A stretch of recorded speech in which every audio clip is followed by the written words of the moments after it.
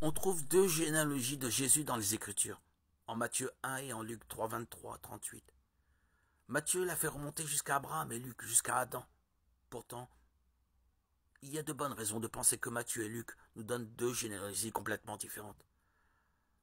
Par exemple, Matthieu dit que le père de Joseph est Jacob, Matthieu 1, 16, tandis que Luc l'appelle Élie, Luc 3, 23.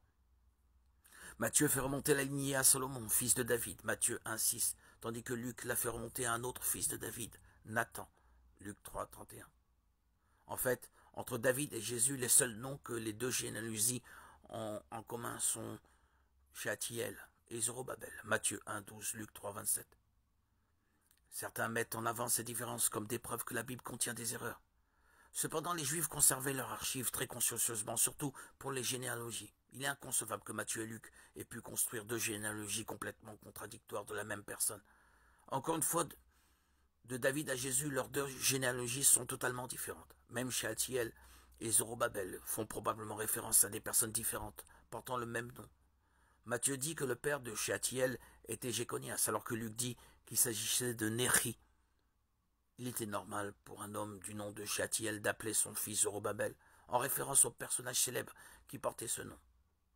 Je vous invite à lire les livres d'Esdras et de Néhémie.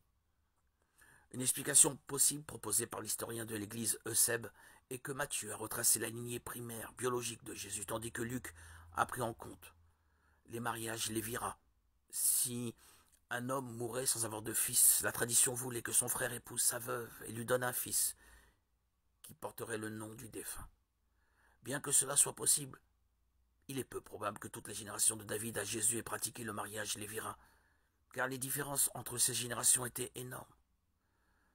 D'après Eusèbe, Melchi, Luc 3, 24, et Matin, Matthieu 1, 15, ont tous deux été mariés à la même femme, que la tradition appelle Estha. Élique, Luc 3, 23, et Jacob, Matthieu 1, 15, étaient donc demi-frères. Ensuite, Élie est mort sans avoir de fils, et son demi-frère Jacob a épousé sa veuve, qui a donné naissance à Joseph. Ainsi, Joseph était le fils d'Élie, sur le plan légal, et le fils biologique de Jacob. Matthieu et Luc donnent donc la même généalogie, celle de Joseph.